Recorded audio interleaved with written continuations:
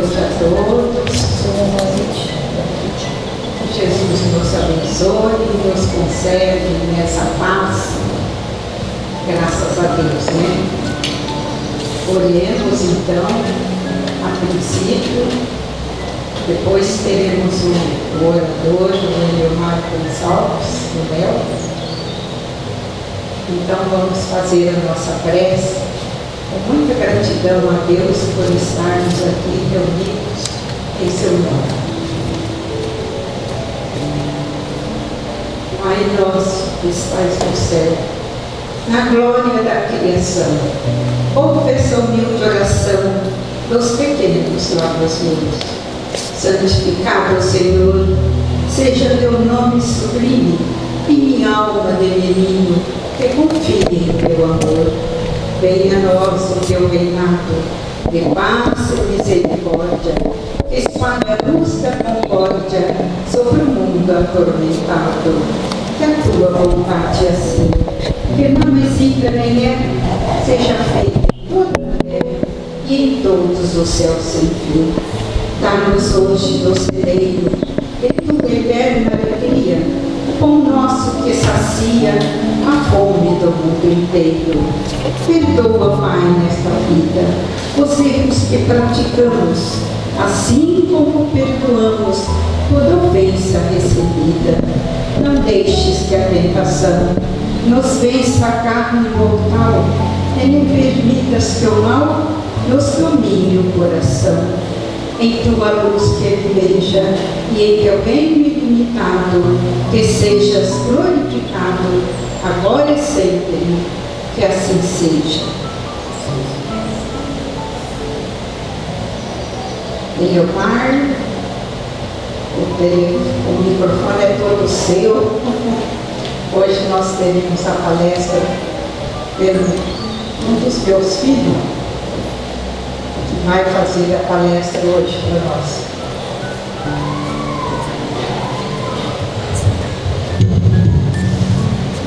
Que seja glorificado, agora e sempre, assim seja.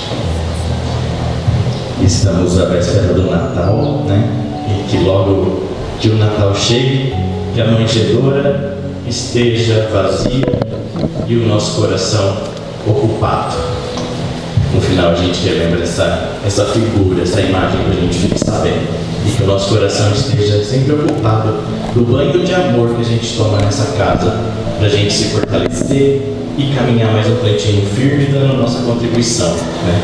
Para o nosso avanço, para o nosso desenvolvimento, para o desenvolvimento de todas as instituições que a gente está junto, né? Da nossa família, do nosso grupo de lazer, do nosso grupo de trabalho, de tantos grupos com os quais a gente se encontra, que a gente seja essa presença boa e transformadora. Obrigado, Mãe, pela poesia, e sempre é uma nutrição para o nosso coração ouvi-la. E eu peço muito a vibração carinhosa de todos vocês, né? O sorriso, a torcida. Sempre tem palestrantes aqui que vêm pelo seu potencial, pela sua obra, né? E hoje vocês têm um palestrante que vem pela oportunidade de aprender. Então eu não gosto de perder a oportunidade de aprender. Veio o convite da casa e eu falei, esses convites mantêm a gente conectado, mantêm a gente estudando. Então vamos lá, vamos. E eu venho com todo carinho e respeito pelo tempo de cada um de vocês. Eu sei que a nossa vida está cada vez mais atribulada, então a gente renunciou a muita coisa para estarmos aqui juntos. Então agradeço a vocês todos o carinho, a vibração, a misericórdia dos espíritos mentores dessa casa que nunca nos julgam e nos acolhem, né? Então que a gente saia daqui melhores do que aqui chegamos. O título que eu dei para o nosso bate-papo, eu queria que a gente ficasse bem à vontade mesmo, uma aula, né? Sou professor, sou assessor de escola, então que a gente esteja aí conectados e à vontade mesmo para dialogar. Um coração que se renova faz surgir a renovação do mundo. Então, entre uma reflexão e outra, eu queria que ficasse bem forte uma mensagem de confiança para nós. Mas confiança primeiramente em nós, né? Credibilidade nossa que influencia o interpessoal, né? Então, confiança e credibilidade, autoconfiança na nossa transformação, no esforço que a gente faz por ser alguém melhorado com esses conhecimentos todos que a gente tem, para a gente elevar a nossa credibilidade, elevar a influência nas relações interpessoais, nas organizações e na sociedade. Então, que a gente tenha, esses dias estudando confiança, né, no nosso trabalho, a gente viveu uma dinâmica assim. Todo mundo recebeu a foto de todos. Pensem aqui, se todos nós recebêssemos a foto de todos nós aqui, aí nós tínhamos que separar em duas colunas. Uma delas, eu confio nessa pessoa por isso e por aquilo. E a outra coluna era, eu não confio nessa pessoa porque eu não a conheço tanto. E no final a reflexão era assim: nós sabermos que cada pessoa, nós temos a firmeza, né, a autoconfiança de saber que as pessoas iriam colocar a nossa foto na coluna dos confiáveis. Tamanho compromisso que a gente tem conosco e tamanha confiança que a gente tem nos resultados que a gente dá. Por exemplo, eu sou um harmonizador das situações, em vez de com a maledicência deixar que um problema pequeno tome uma dimensão grande. Eu ressignifico as situações da vida, eu dou um sentido novo para que as pessoas administrem as frustrações, e de repente uma frustração que seria um prejuízo para a nossa vida acaba sendo contornada, a habilidade de água também, a gente aprende muito com a natureza, e está aí Maria Dolores cheia de poesia falando para a gente aprender com a habilidade da água, esse problema está muito fora do meu círculo de controle, eu preciso de uma habilidade de água aqui para contornar, e aí assim a gente vai sendo cada vez mais feliz. Então, a minha grande mensagem hoje, eu gostaria que nós focássemos se o nosso coração se renova, então que a gente esteja feliz porque o mundo renovou. Nós nos aproximamos da próxima fase do nosso planeta, para a qual a gente deseja tanto ir, para a gente sentir menos dor, menos crimes, menos sofrimento, e a vida ser mais leve, mais agradável, mais fluida, com menos barreiras. Tem uma frase do Pestalozzi, o Kardec, discípulo de Pestalozzi. Então, grandiosa contribuição do Pestalozzi para a doutrina espírita, por meio da Constituição do Kardec. E a Dora Encontre, que é uma estudiosa de Pestalozzi e uma palestrante espírita, muitas publicações para a educação como um todo, e no contexto espírita também ela é muito produtiva. Ela diz para a gente, em uma das suas entrevistas, que o Pestalozzi dizia que o amor deflagra o processo de autoeducação. Eu sou apaixonado por essa frase. O amor, ele starta, ele dá início para o processo de autodesenvolvimento.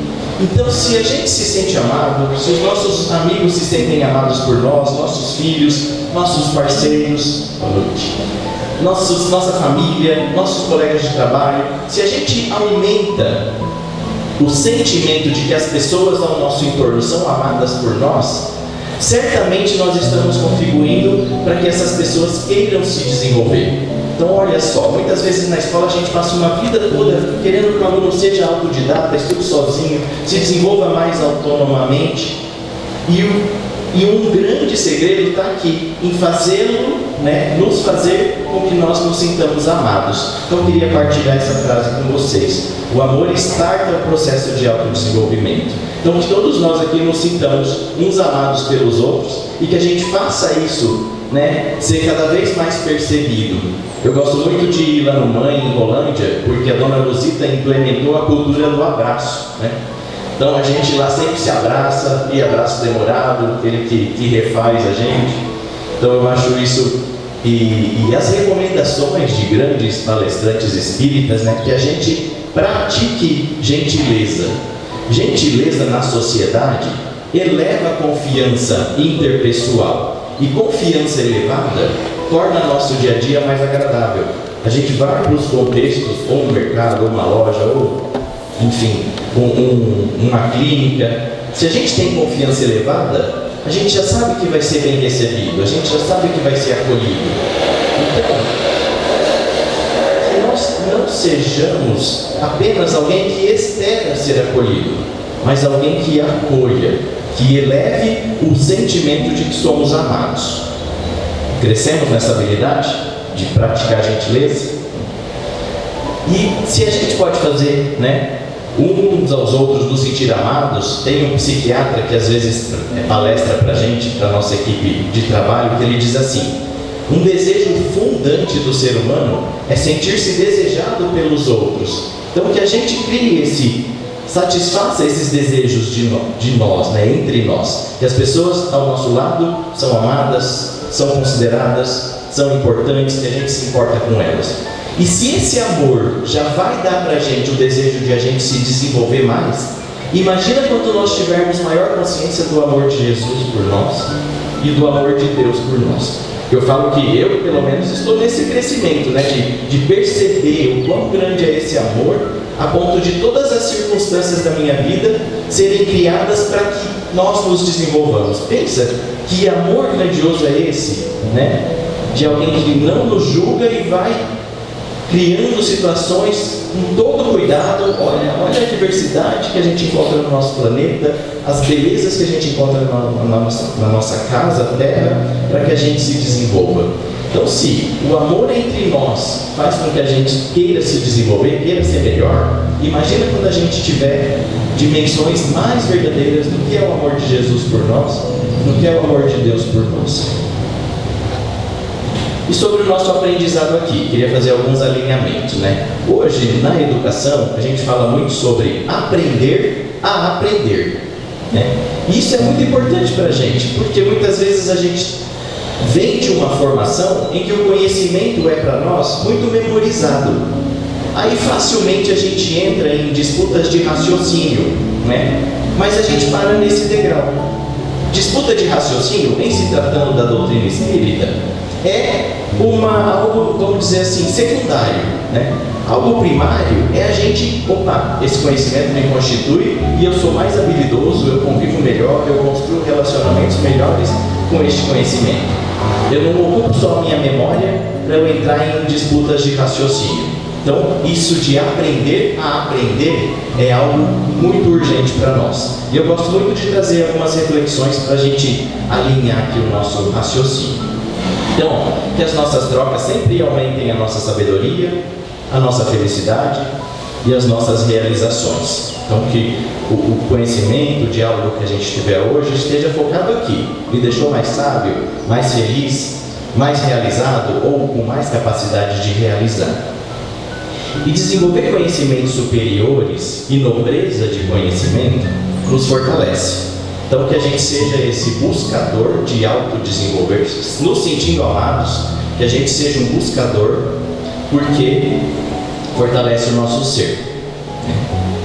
E se demonstrarmos ativamente o que aprendemos, não só por disputas de raciocínio, mas por habilidades mais amorosas, faculdades de amar. Se nós demonstrarmos ativamente aquilo que aprendemos, isso nos faz mais estimados, mais inspiradores e mais respeitáveis. Então, que nós transportemos a doutrina espírita e todo o nosso conhecimento para o nosso dia a dia. Mas além da memória, além dos diálogos que muitas vezes a gente entra em combates desnecessários, né? Não disputas de raciocínio, habilidade, um coração mais bem preparado, uma mente mais bem preparada e mais habilidosa. E algumas aptidões que eu gostaria que a gente tivesse em mente aqui, e se vocês quiserem acrescentar mais alguma, elas são infinitas, né? Então, observar o desenvolvimento de nossas faculdades de amar, como estamos empregando algumas ferramentas humanas. Por exemplo, a gente é cheio de faculdades, né? Cheio de ferramentas para a gente ser mais amoroso, mais afetivo. Mas muitas vezes a gente utiliza essa ferramenta de um jeito que cria menos para a nossa vida. Por exemplo, eu escutava o Alberto Almeida, né, um podcast dele. Alberto Almeida é aquele médico de Belém, que é uma sabedoria muito especial para a gente. E ele falava assim: nós temos alegria, tristeza, raiva, e aí a gente usa a alegria, em vez de virar, né, sabedoria para a gente fazer escolhas melhores, vira euforia e a gente faz escolhas mal feitas, né? E a ideia é que a alegria vire entusiasmo de viver. E entusiasmo, né? Eu sempre gosto de trazer o sentido dessa palavra para nós. Em, dentro, tus, Deus, e asmo na alma. Então, ter Deus na alma é entusiasmo, né? Diferente de euforia que nos leva a escolhas equivocadas. Aí Alberto Almeida falava de outra ferramenta nossa, a tristeza. Tristeza que deve nos levar para uma reflexão, para um aprofundamento do que é viver, para a gente estar sempre conectado com os nossos valores, meditando, mas a tristeza tem nos levado a quê? A depressões, pânico, né? Tristezas profundas e uma desenergização do ser. Então, a tristeza é uma ferramenta também para a gente desenvolver nossas faculdades de amar, mas aí a gente está usando de um jeito descalibrado. A raiva, também, nós vamos falar um pouquinho sobre isso. Até, Ana, posso pedir uma gentileza? Tem um livro na minha bolsa, você deixa ele aqui só para eu já utilizar? Para a gente fazer uma interpretação de um texto do Emmanuel. Lucifer Maior, isso. Obrigado.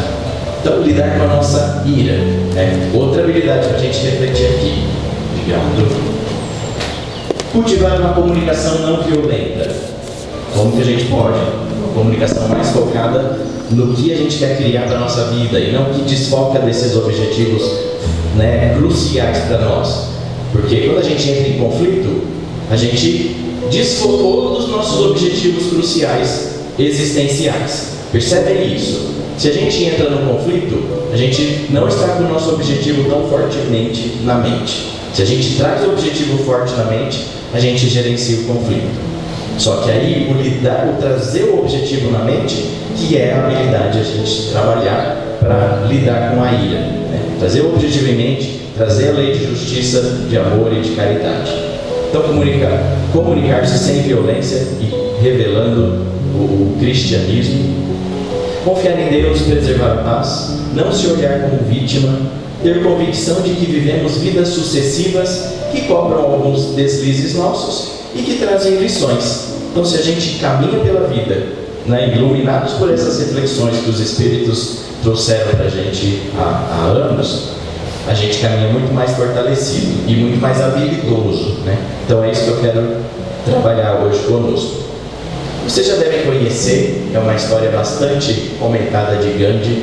Uma vez uma mãe com um filho diabético pediu para ele instruir o garoto para que ele não consumisse açúcar, né? E ele pediu 15 dias para conversar com o garoto. Aí a mãe, nossa, tanta sabedoria, 15 dias. Passou os 15 dias, ela trouxe o filho de volta. E aí o Gandhi, em poucos minutos, conseguiu sensibilizar o menino para ele deixar de comer açúcar. E aí a mãe ficou intrigada e não conseguiu se segurar. Ele falou, mas você me pediu 15 dias e em poucos segundos você já resolveu a questão? Daí o Gandhi disse assim, há 15 dias eu nunca tinha passado um período sem comer açúcar. Então olha só, tamanha integridade, verdade, né? Que ganha o direito de ser ouvido. Bom, o que vai sustentar as nossas reflexões aqui um pouquinho também, né, é o nosso céu e inferno. E como a nossa casa cada vez mais celebra, né, e estuda essas obras de um jeito organizado, hoje até seria o dia do nosso estudo sistematizado, né, reunião da quarta veio para hoje, tem pessoas aqui do nosso grupo de estudo, aproveitando para fortalecer esse convite, né, Ana, de participarem do nosso grupo do Oeste.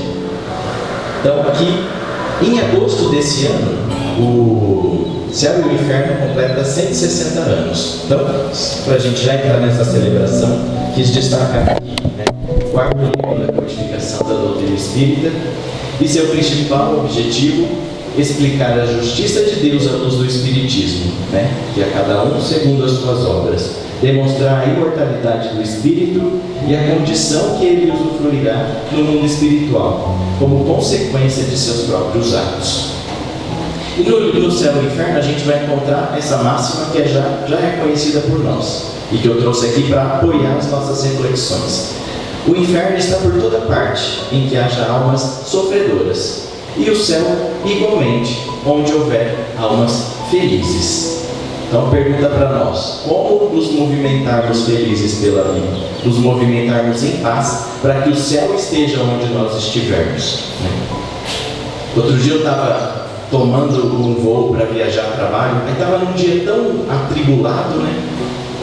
Aí eu tenho o livro Parnaso de Além-Túmulo no celular, daí eu abri o livro, fiz umas rodadas assim com o dedo e escolhi um poema mesmo. Falei assim, deixa eu ver o que o livro traz para mim, para eu gerenciar esse meu momento aqui atribulado.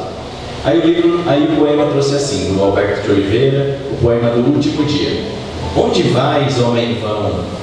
Cala em ti todo alarde, foge dessa tormenta antes que seja tarde. Eu achei assim tudo que eu precisava ouvir, né? Pois, nossa, me fortaleceu para tomar a decisão. Eu preciso rever, eu preciso me desligar desse trabalho. De repente, no momento mais sereno, eu voltei no poema, falei, foge dessa tormenta antes que seja tarde, né? Aqueles conteúdos, as circunstâncias do dia a dia, elas ativam em nós conteúdos animalescos que a gente ainda traz. E se a gente não tem para ser ativado, a gente não vai entrar nessas condições. Aí eu consegui refletir o que é o fugir da tormenta antes que seja tarde. É fugir, ou seja, transformar aqueles meus conteúdos. Lembram-se daquela história simples, filosófica, que circula aí? Quando você derruba um bule de café, cai café, né? Porque o bule está cheio de café. E quando você transborda ira, raiva, atribulação, é porque nós estamos com esses conteúdos.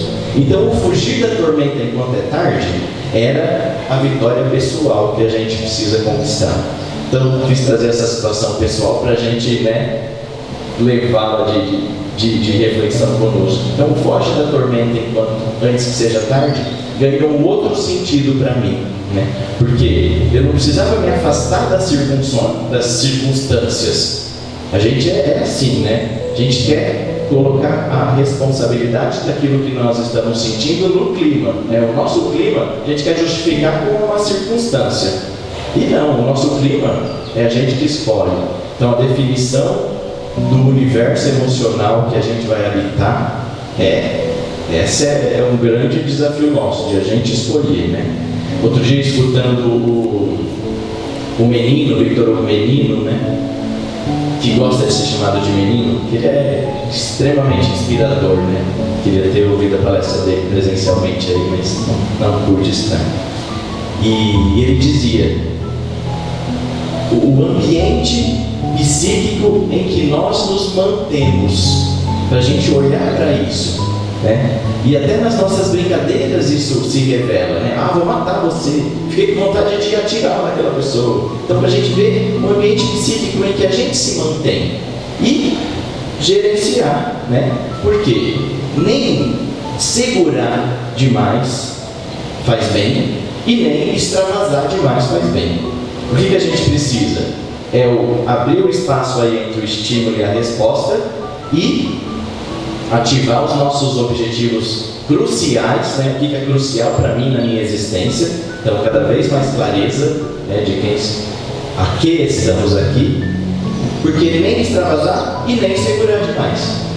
E aí, qual é a nossa grande ferramenta? É a lei de justiça, de amor e de caridade, que é a nossa grande ferramenta harmonizadora. Já a gente vai falar um pouquinho aqui sobre comunicação não violenta. E o grande símbolo da comunicação não violenta é a girafa. Em linhas gerais aqui, por que a girafa? Porque ela tem um pescoço alto, é uma metáfora para a gente aprender a comunicação não violenta. E o Espiritismo é essa cultura de mentalidade aberta, né? Ciência, filosofia, religião. Então aí a gente tem espaço para trazer para a nossa casa aquilo de mais valioso que está no nosso universo da ciência. Então um psicólogo americano, Marshall Rosenberg, criou há uns anos, há umas décadas já, o que é chamado de comunicação não violenta. E para ser didático, ele pegou a girafa. A girafa, ela tem pescoço alto, então ela consegue enxergar por cima das situações. Ela tem as orelhinhas ali atentas, sempre atentos para ouvir com o coração. E não ouvir para responder, para combater, para competir. Porque a gente tem essas vezes, né? Eu ouço para combater, para competir, para responder. Eu não ouço para compreender. Então a girafa, as orelhinhas dela sempre atentas, né? Para ouvir, para compreender. Pescoço alto para enxergar além. Coração forte. O coração da girafa é um dos corações mais fortes, se não for o mais forte, da natureza. 43 vezes mais forte do que o coração humano. Então, um coração forte para lidar com as situações, né? E essa fortaleza que a gente precisa também desenvolver em nós. E os cascos dela significam uma autenticidade. Olha só. Então, ela consegue dosar coragem, ela consegue ser um símbolo também de dosar coragem e consideração. Porque a gente, às vezes, também precisa dosar, né? Coragem e consideração. Se a gente tem dosar coragem e consideração, é um ensino muito precioso também. Dessas teorias que falam hoje na escola, na educação básica, de educação social e emocional, né? O ensino de como equilibrar coragem e consideração. Porque observemos nós, muitas pessoas têm muita coragem e pouca consideração. Que tipo de relacionamento essas pessoas estabelecem? Muita coragem e pouca consideração. Elas estabelecem um relacionamento ganha eu, perde o outro. Então ganha, perde. Se a gente tem muita consideração e pouca coragem, que tipo de relação que se estabelece? Eu considero muito e não tenho coragem de ser autêntico, de colocar os meus pontos de vista respeitosamente. Tenho muita consideração e pouca coragem. Vou perder e o outro vai ganhar. Então, a habilidade de dosar coragem e consideração é também muito importante para a gente ver, se conhecer, identificar essas imperfeições nossas e por esses caminhos do conhecimento, da ciência e achando contribuições para a gente melhorar. É exercício diário, não é fácil, mas pelo menos a gente já visualiza o caminho. A gente consegue aprofundar a sonda, né, em quem somos nós, como nós funcionamos e como funcionam os relacionamentos. Depende do sofrimento. Depende o sofrimento da imperfeição, como o gozo da perfeição. A alma traz consigo o próprio castigo ou o prêmio. Retomemos na minha situação, né? Foge da tormenta. A tormenta é por causa das minhas imperfeições. Senão a tormenta não surgiria em mim. Se eu fosse puro, perfeito, ou mais maestro de mim. Isso também é uma metáfora bem expressiva para a gente se pensar, sermos maestros de nós. Maestria de nós para maestrarmos os relacionamentos. E o nosso objetivo é que a gente seja se conheça e se gerencie, que a gente consiga também gerenciar as emoções daqueles que caminham conosco, né? Olha que sabedoria agradável e boa para nós, né? Se alguém está frustrado, se alguém está desiludido, que a gente tenha tamanha gerência de emoções que a gente consiga também gerenciar. E a gente não somente se aborreça nos relacionamentos e crie separações. Que a gente crie confiança e relacionamento bem sucedido tendo essa gerência pessoal. Então, a alma traz consigo o próprio castigo ou o próprio prêmio, porque o sofrimento está muito atrelado ali com o nível de imperfeição. E a nossa felicidade, o nosso nível de perfeição. Não há uma única imperfeição da alma que não importe funestas e inevitáveis consequências, como não há uma só qualidade boa que não seja uma fonte de alegria e de felicidade. Então, aí os espíritos conseguem nos convencer, né, a priorizar aquilo que traz paz, aquilo que traz felicidade. Não é simples, não estou aqui dizendo que é simples, é uma trajetória para a gente de muita perseverança.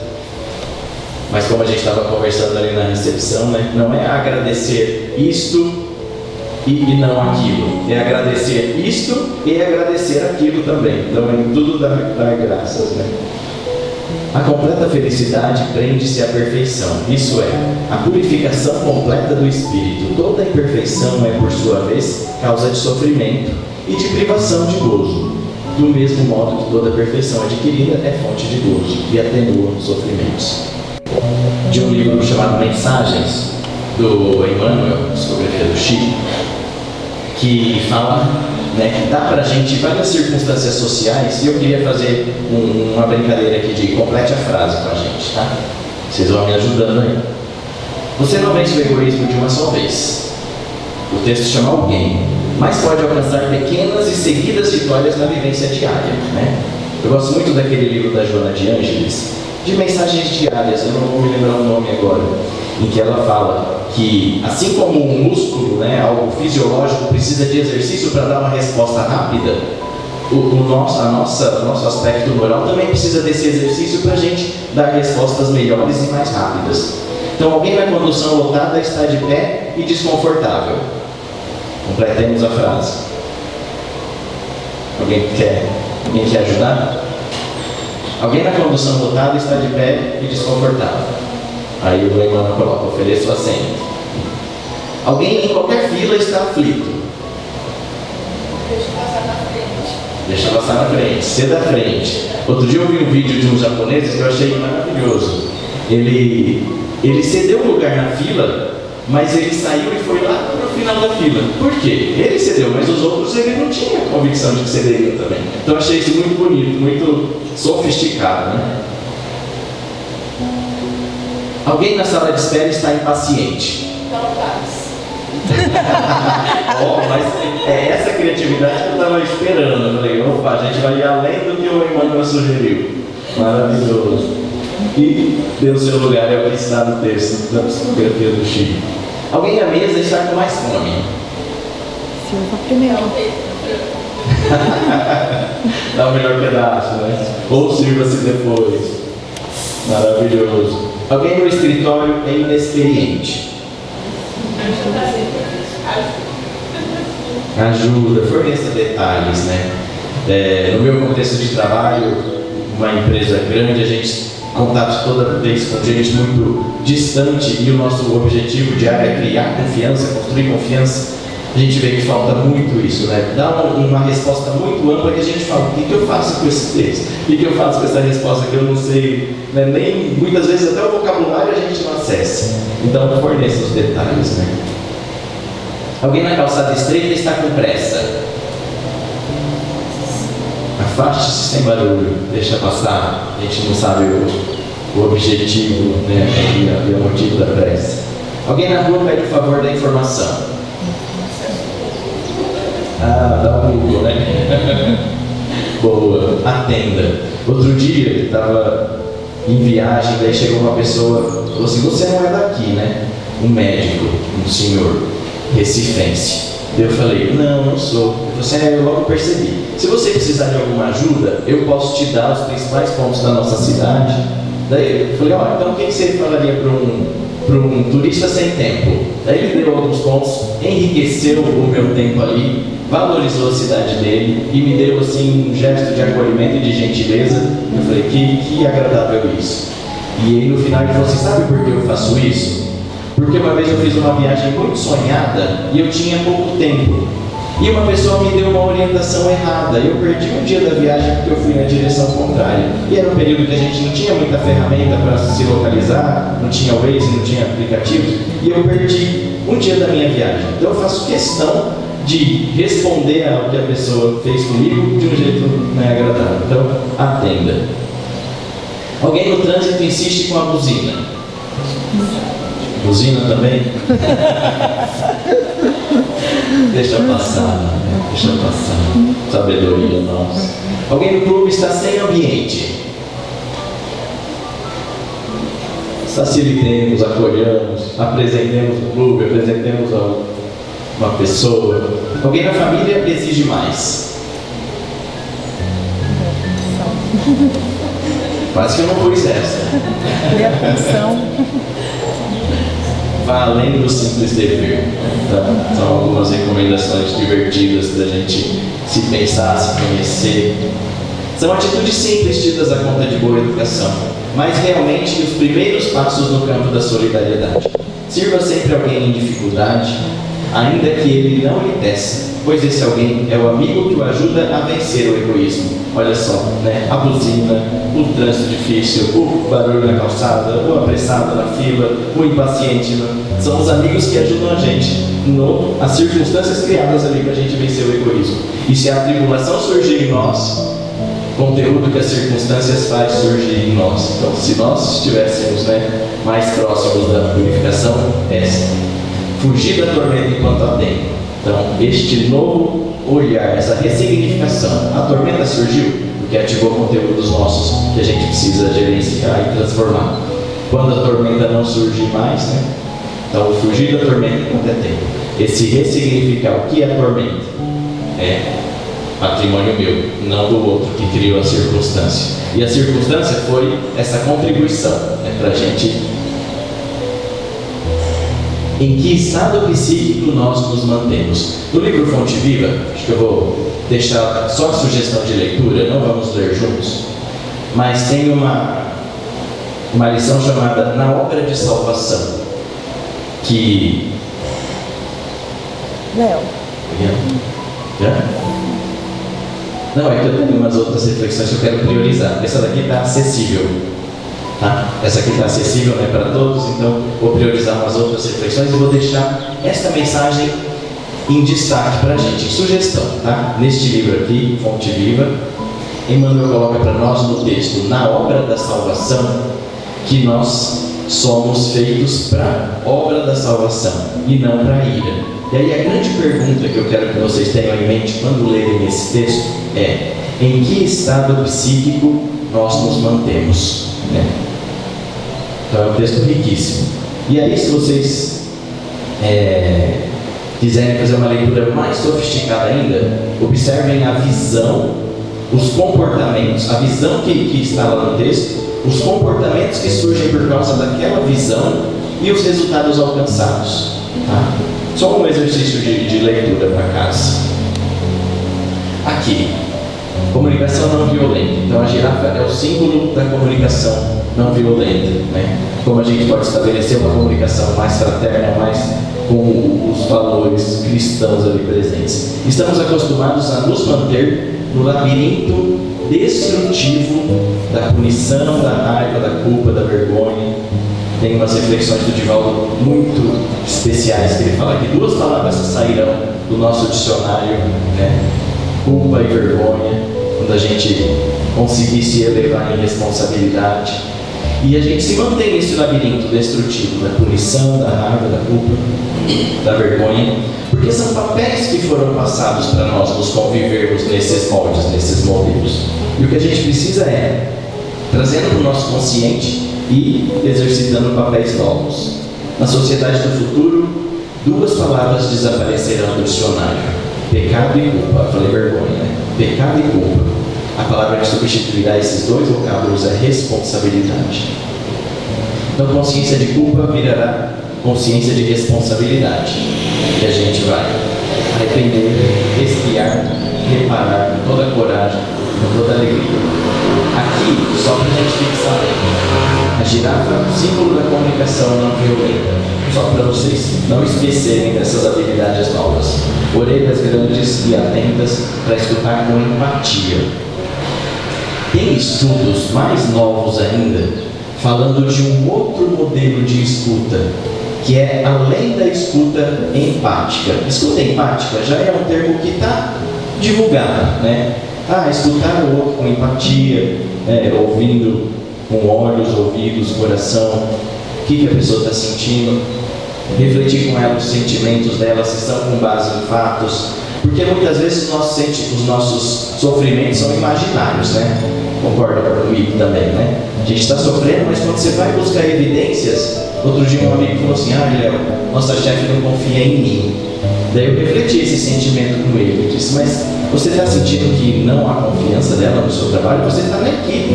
Ela não fica com gente na equipe sem que ela confie extremamente. O que está te levando a sentir?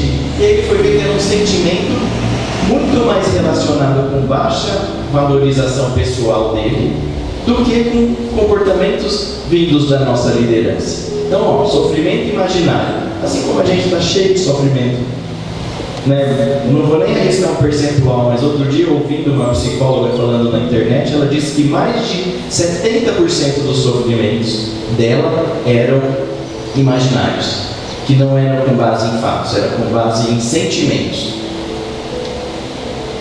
E aí, o que a gente está recebendo de teorias novas hoje na ciência é escuta generativa. Olha que lindo isso, gente. O que é inteligência artificial generativa?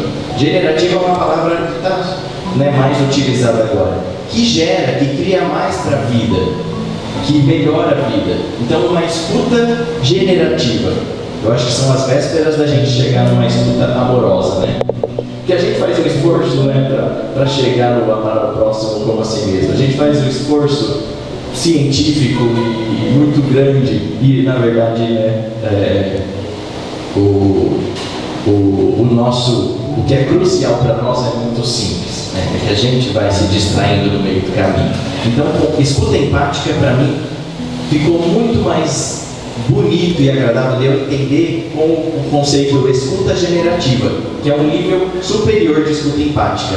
É uma escuta, pensem, é uma escuta que, eu vou te escutar, eu vou escutar a outra pessoa para criar mais para a nossa vida.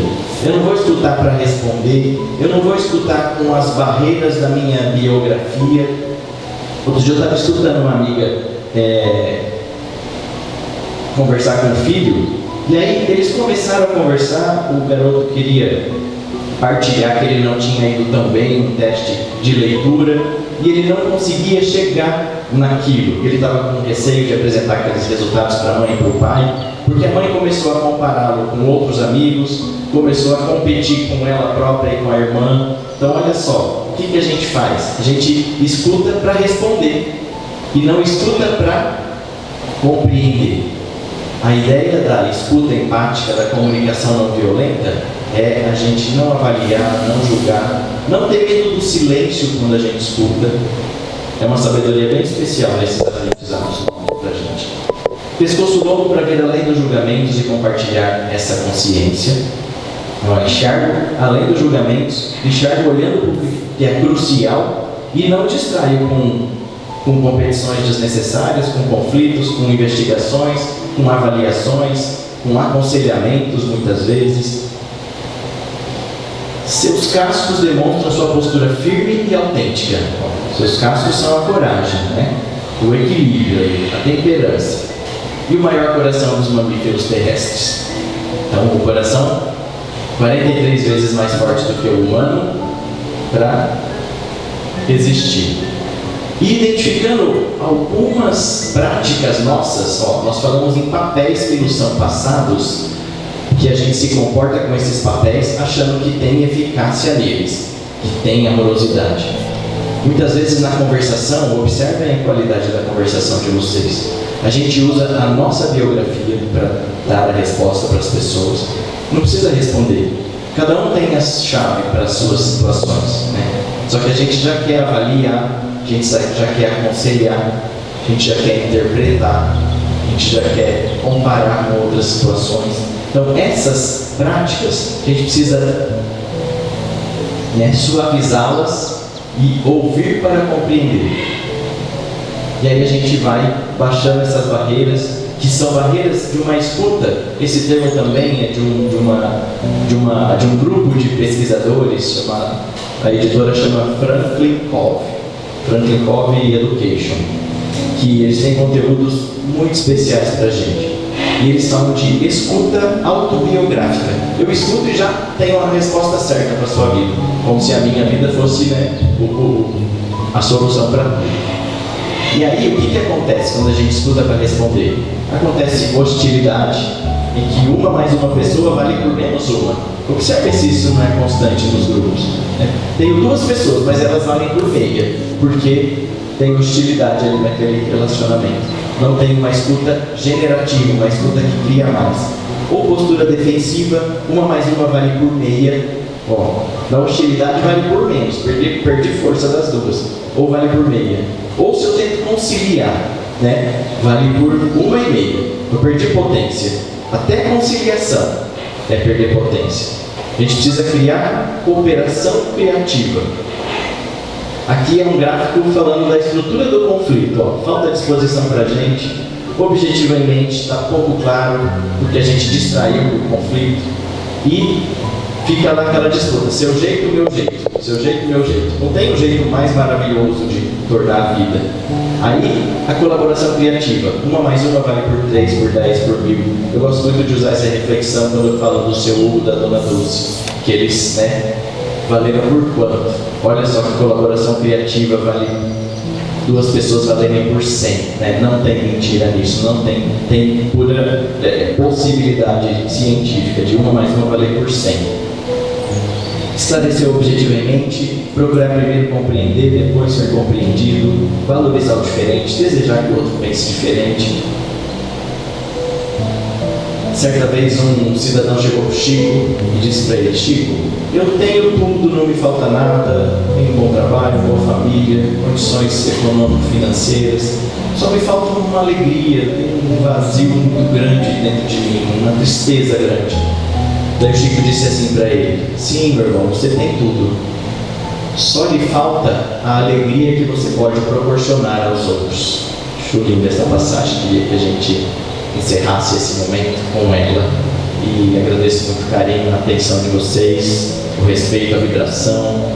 E lembrando então que nesse Natal, que logo a manjedoura esteja vazia e o nosso coração ocupado pela presença de Jesus. Obrigado, gente. Agora nós vamos passar aos passes. Eu peço aos passistas que atentem a sala para a continuação do trabalho. O Léo falava da girafa, e eu lembrei quando eu comecei na doutrina, estudando a doutrina, cheguei na casa, e a gente ouvia muito o Senhor falar, vamos elevar o pensamento a Deus, e eu imaginava que Deus estava lá no céu. Eu fazia tanta força para levar o pensamento, que a pessoa chegava a esticar. E nossa gratidão a todos que aqui estiveram, trazendo sua vibração, seu carinho, seu amor, sua alegria, sua paz. Agradecer aos trabalhadores da Seara de Jesus, que possam ter perseverança até o final. Agradecer ao Léo, com tanto carinho, preparou a mensagem para a noite. Que Deus o recompense com saúde e paz, para que ele continue semeando essa semente por onde passar. A nossa gratidão a Deus, nosso Pai de infinita misericórdia, carinho, ternura, sublime amor para com toda a criação. A Jesus, nosso divino amado Mestre, aos bons espíritos, mentores amigos, anjos da guarda. Agradecer pela oportunidade sublime de estarmos aqui hoje, nesta casa, envolvidos nessas vibrações. Pedir pelos nossos familiares, companheiros de trabalho, por toda a humanidade, essa humanidade sofrida, que não aprendeu ainda a prática do Evangelho de Jesus. Também pelos nossos inimigos, encarnados e desencarnados. Semana passada eu tentei declamar a poesia do semeador e não consegui. A gente é teimoso, a gente vai tentar, na hora a gente consegue. Eu peço a liberação de todos para ver se hoje eu consigo. Pelos campos em manhã ardente, dirigiu-se o semeador, caminhando indiferente pelos gramados em flor.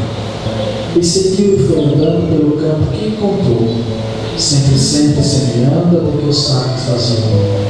O saco a mão levava, caíram os grãos à toa. Ele nunca imaginava se a terra era mata em boa.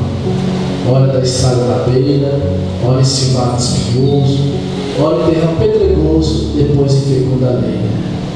Aqui à margem do caminho, desamparada ficou, comeram-no os passarinhos, nem ao menos germinou.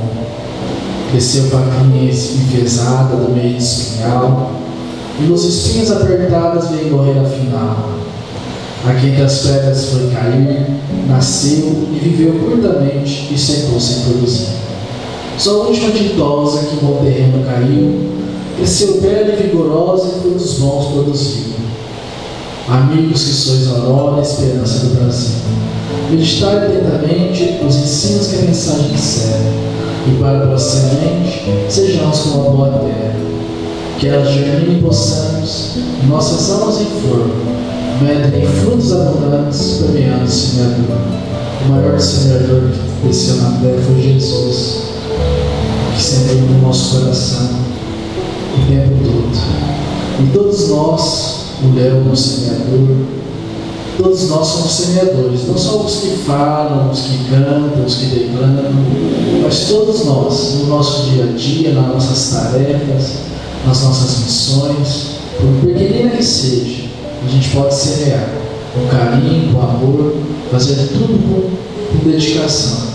E a gente vai estar semeando a boa semente nos corações. Muito obrigado. Que tenham um retorno de muita paz aos seus lares.